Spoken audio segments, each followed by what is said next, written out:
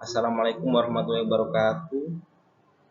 Kami dari kelompok 2 akan mempresentasikan hasil diskusi dan kelompok kami mengenai penerapan diferensial fungsi sederhana dalam ekonomi seperti analisis marginal dan analisis profit maksimum. Perkenalkan, saya Nada Hudanul Amin sebagai moderator. Saya di sini ditemani oleh rekan-rekan saya.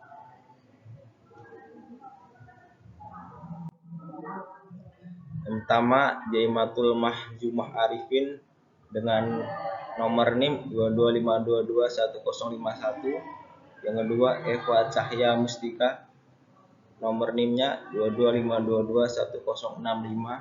Nomor 3, Dwi Aprilia, NIM 225221069.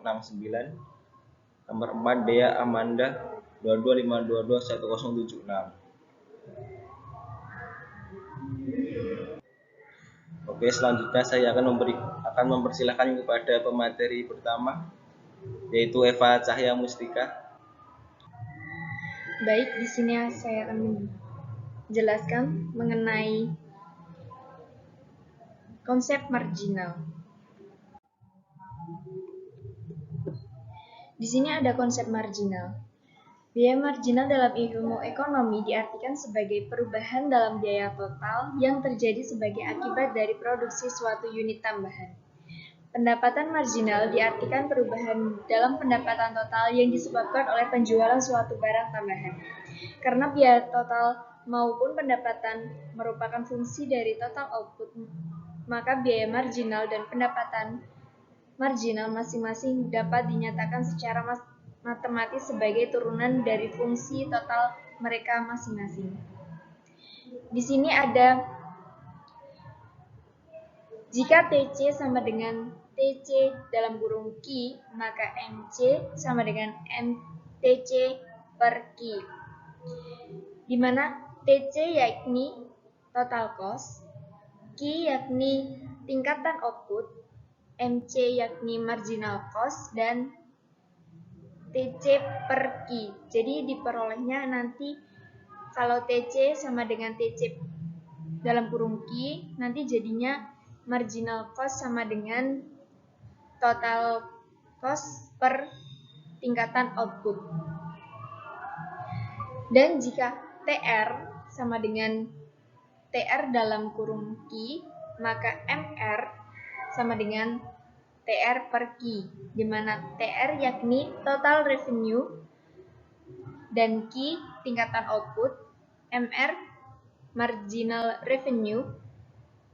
Nanti jadinya total revenue sama dengan total revenue dalam kurung tingkatan output, maka marginal revenue sama dengan total revenue per tingkat output. Lanjut.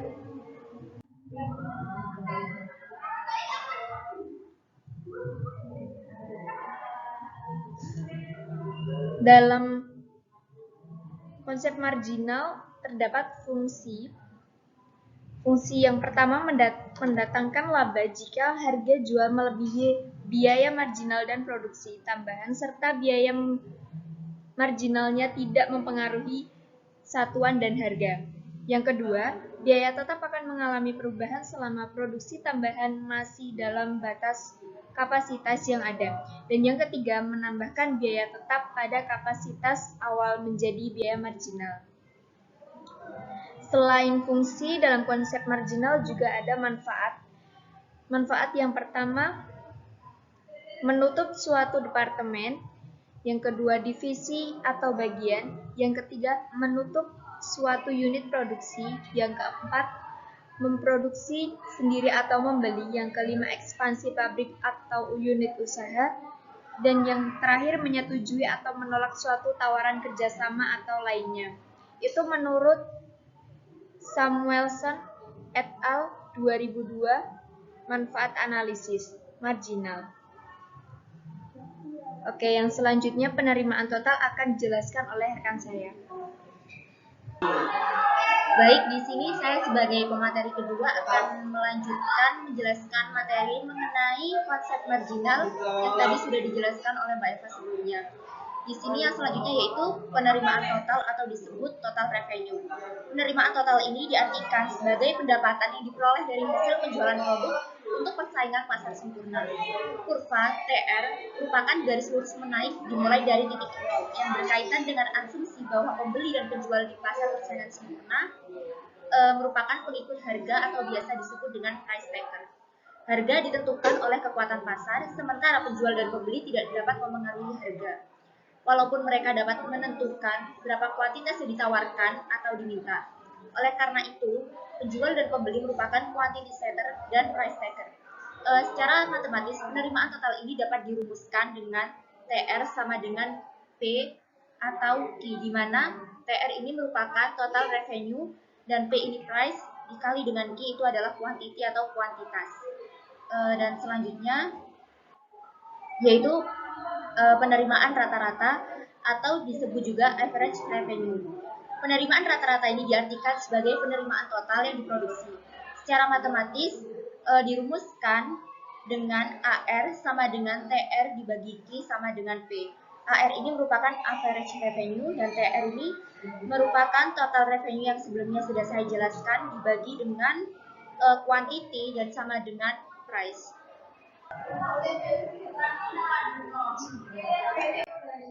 Selanjutnya penerimaan marginal. Penerimaan marginal diartikan sebagai tambahan penerimaan yang diperoleh sebagai hasil dari penjualan satu unit produk. Karena harga tetap, maka penerimaan marginal pun konstan sesuai dengan tingkat harga. Oleh karena itu, kurva penerimaan marginal sama dengan kurva permintaan rata-rata dan sama juga dengan kurva permintaan. Secara matematis, penerimaan marginal ditulis MR sama dengan TRN min TRN-1.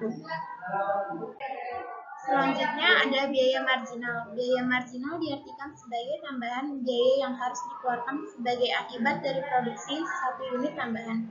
Secara matematis, biaya marginal dapat ditulis MC sama dengan TCN min TCN-1.